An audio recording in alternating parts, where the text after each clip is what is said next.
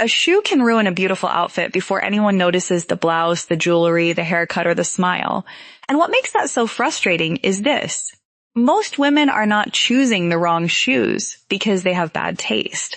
They are choosing them because they are trying to solve 3 problems at once. They want comfort. They want stability. And they still want to look feminine, polished, and current. So they reach for the shoes that feel familiar, the old black pumps, the thin ballet flats, the heavy comfort sandals, the worn sneakers, the little pointed shoes that looked wonderful 10 years ago, but now pinch by lunchtime. And then they stand in front of the mirror wondering why the outfit feels a little heavier, a little shorter, a little less fresh than they imagined. The problem is not your age. The problem is the line of the shoe. Shows decide where the eye stops. They decide whether your pants look intentional or accidental. They decide whether your ankles look neat or swallowed. They decide whether a dress looks graceful or dated. They can make a simple outfit look expensive, or they can make a very nice outfit look tired. And there is another part we have to say honestly.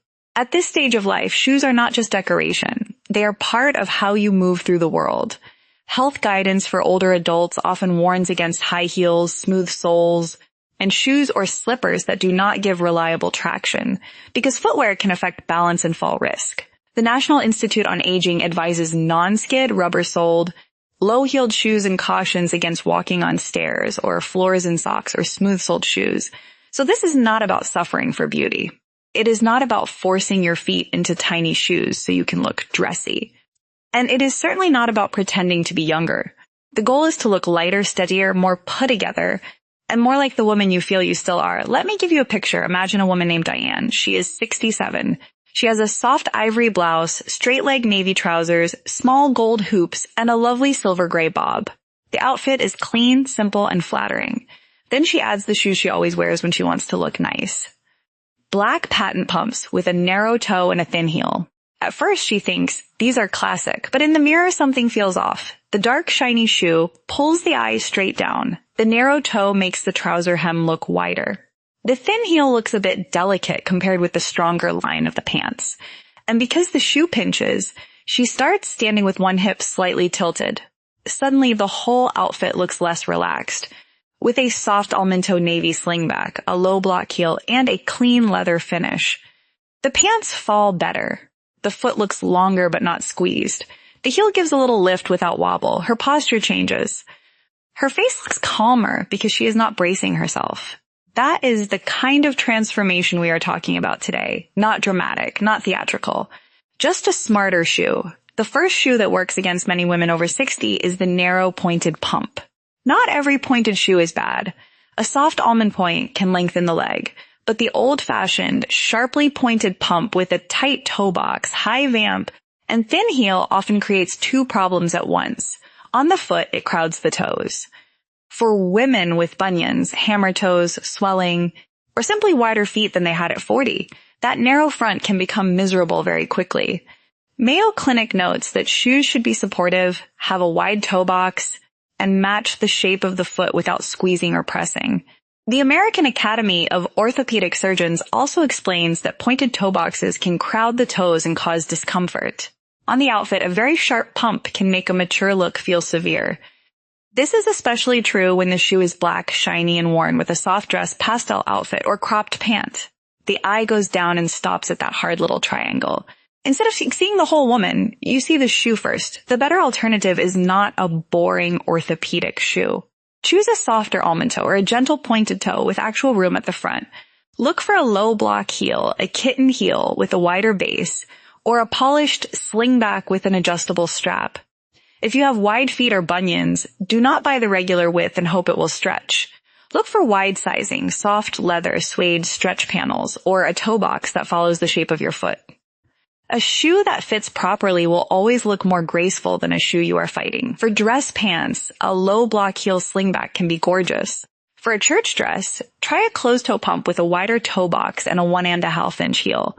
For lunch with friends, a suede almond toe flat with a cushioned sole can look much softer than a stiff black pump. The small change with a big difference is this: with a softer nude taupe, navy, pewter, or deep brown shoe, the outfit becomes less harsh immediately. The leg line continues instead of being chopped off. And the whole look feels more current without losing dignity. The second worst shoe is the high thin heel you keep for special occasions. This one is emotional because many women have a pair like this in the closet. They wore heels to work. They wore them to weddings. They wore them when they felt powerful, attractive, and dressed. So giving them up can feel like giving up a part of themselves. But you are not giving up femininity when you stop wearing a painful heel. You are choosing a different kind of femininity, one that moves well. The high skinny heel is often unkind to the outfit. It shifts the body forward. It can make you walk carefully instead of confidently. And when a woman is worried about wobbling, that worry shows in her shoulders, her hands, and her face. A beautiful outfit loses its charm when the wearer cannot relax in it. This is especially important for weddings, cruises, holiday dinners, church events, or evenings where you may be walking across polished floors, parking lots, stairs, or uneven sidewalks.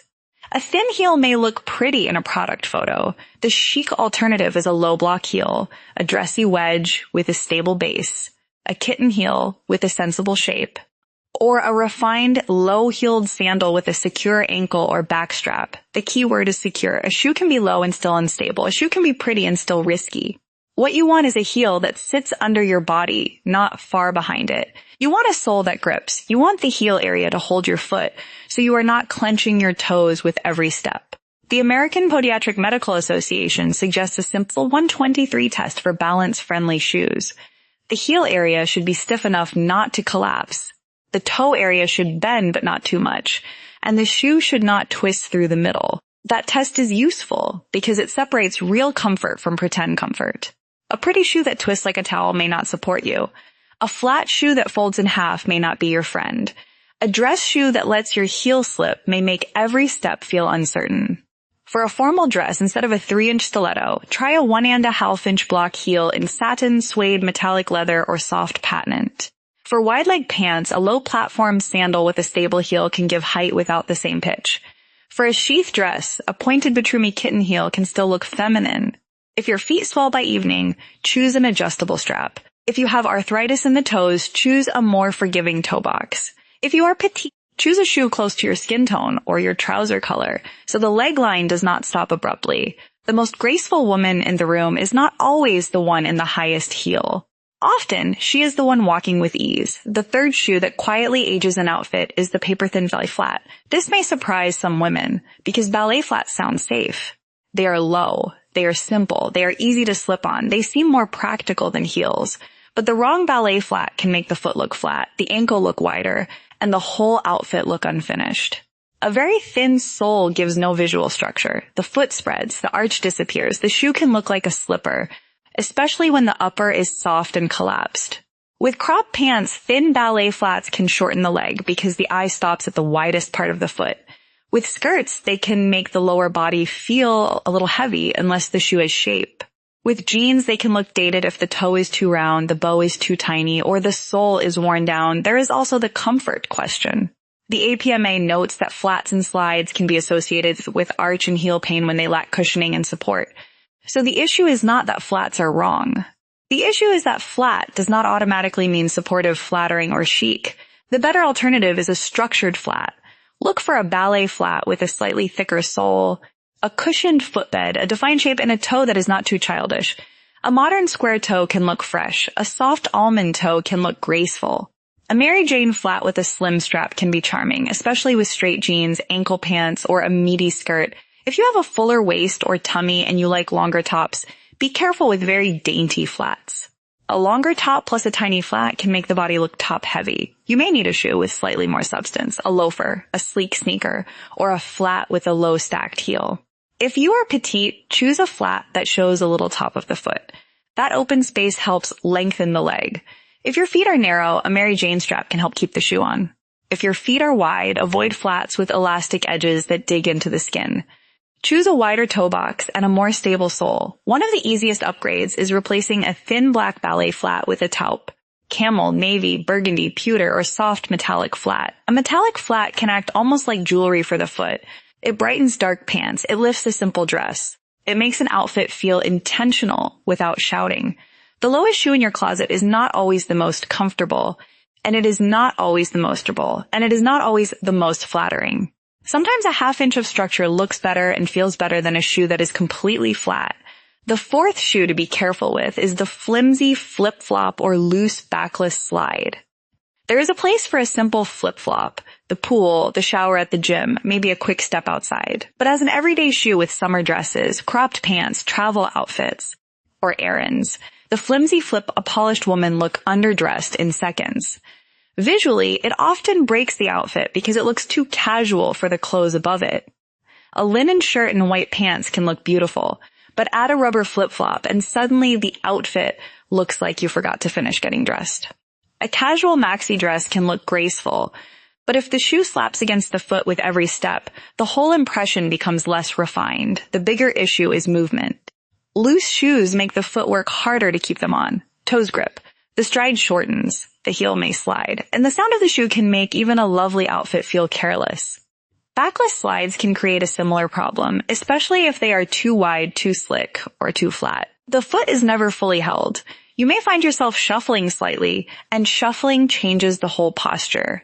The alternative is a supportive sandal with a back strap, adjustable straps, a cushioned footbed, and a sole with traction. Notice I did not say ugly sandal.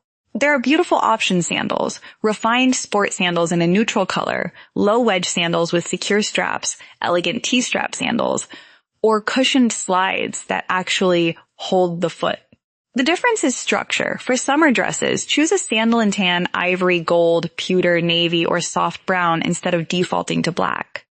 Black sandals can be useful, but with pale legs in summer colors, they sometimes look heavy. A warm neutral sandal often lengthens the leg and feels more relaxed.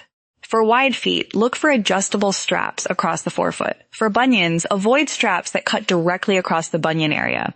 For high arches, look for a contoured footbed. For travel, choose a sandal that can handle walking but still looks neat with a skirt or linen pant. A chic summer sandal should pass the walk across a parking lot test.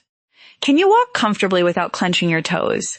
Can you step off a curb without the shoe flying away? Does the sole grip?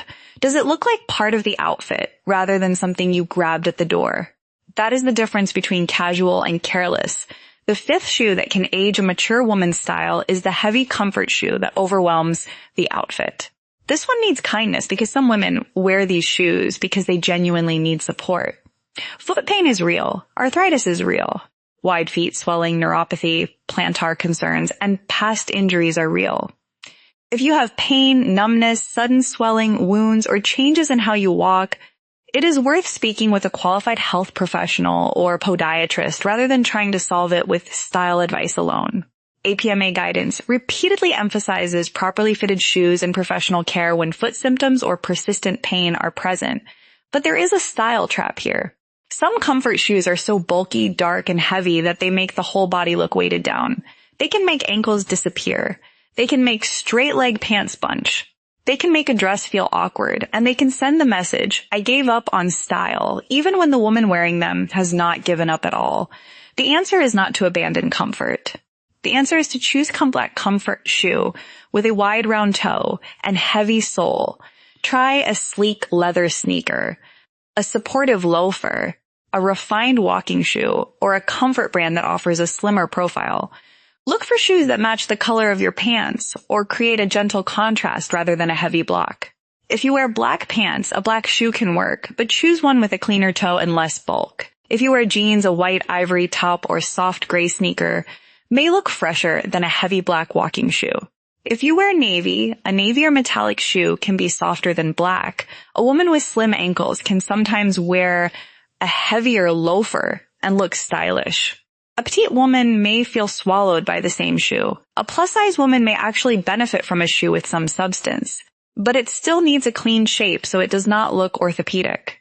A woman with wide leg pants may need a shoe with a stronger sole so the pants do not drag. A woman in a knee-length skirt may need a sleeker shoe so the leg line stays graceful. The goal is not tiny shoes. Tiny shoes can make the body look larger by contrast. The goal is balanced shoes. A modern loafer is one of the best alternatives. Choose a soft leather loafer with a cushioned elongated toe and a sole that ankle too chunky. It works with ankle pants, jeans, trousers, and even some casual skirts, especially in leather or suede with minimal logos. It says relaxed, not sloppy. The small change is to replace visual heaviness with visual polish. Same comfort category, better shape. The sixth shoe that can sabotage an outfit is the worn-out athletic sneaker. This is not about sneakers in general. In fact, a clean modern sneaker can be a woman of over 60 can own. It can make a blazer feel relaxed, a dress feel current, and jeans feel neat. It can support real life.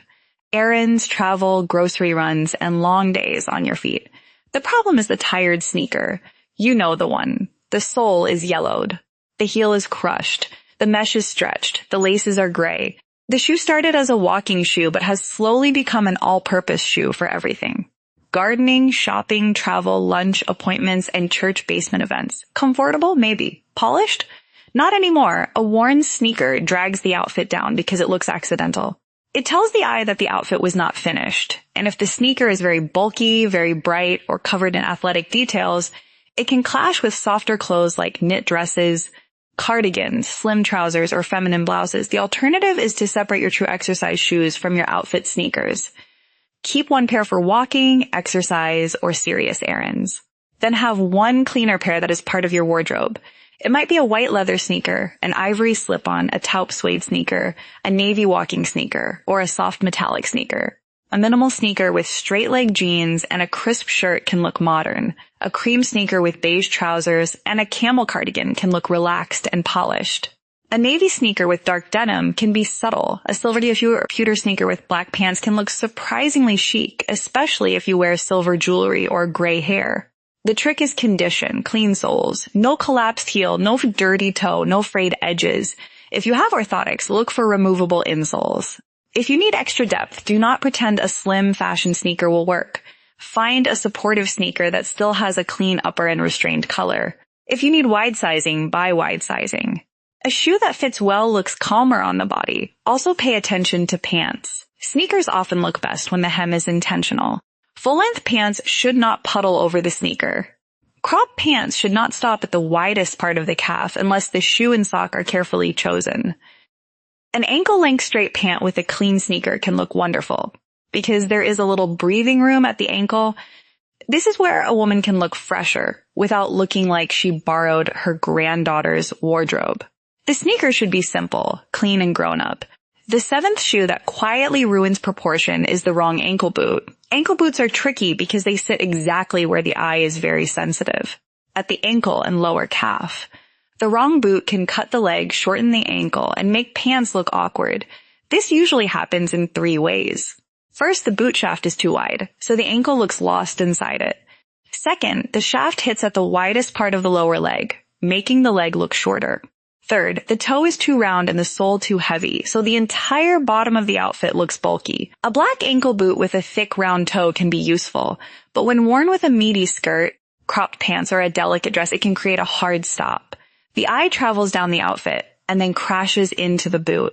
If there is pale skin between the hem and the boot, the contrast becomes even stronger. The alternative is to choose ankle boots by silhouette, not just by color. For trousers, look for a boot that slips under the hem. A close-fitting shaft works beautifully with straight-leg pants because it does not create bunching. For jeans, an almond toe boot with a modest heel can lengthen the leg. For dresses, consider a softer color than black. Taupe, chocolate, cognac, gray, burgundy, or deep olive. If you're petite, avoid boots that stop at an awkward mid-ankle point with a heavy horizontal line. A slightly higher shaft that disappears under the pant can be more flattering. If your calves are fuller, avoid stiff boots that cut into the leg. A stretchy side panel or softer shaft may look smoother. If you have balance concerns, skip narrow high heels and choose a low block heel or flat boot with traction. The best ankle boot for many mature wardrobes is not dramatic. It is simple, comfortable, and stable sole, close shaft. No unnecessary buckles, fringe studs, or heavy hardware, unless that is truly your personal style. One of the easiest styling fixes is to match the boot to the pant. Brown boot with brown or dark denim. Taupey boot with beige or cream. This creates one continuous line instead of chopping the leg into pieces. And if you love skirts, try a boot in a color closer to your leg tone or skirt tone. The softer the contrast, the longer and more graceful the line often appears. Now let's correct a few misunderstandings that keep women stuck with shoes they do not love. The first misunderstanding is that comfort always looks clunky. It does not. Comfort looks clunky when the shoe has no relationship to the outfit, when the sole is too heavy for the hem, or when the color creates a dark block at the bottom. A supportive shoe in a clean shape can look beautiful. The second misunderstanding is that dressy means high. Dressy can mean polished material, a refined heel, or a delicate strap. Height is only one tool, and it is not the most important one. The third misunderstanding is that black shoes go with everything. Black shoes are useful, but they are not always the most flattering choice. With light summer outfits, soft dresses, pale skin, or beige trousers, black can look abrupt. Taupe, metallic, navy, bone, camel, or deep brown may look more harmonious. The fourth misunderstanding is that flats are always safer. No support, no heel structure, and no secure fit may not be better than a low, stable heel. The safer choice is the shoe that holds your foot, supports your movement, and lets you walk naturally. The fifth misunderstanding is that you should keep shoes because they were expensive. A costly shoe that hurts, pinches, slips, or makes you avoid walking is not serving you.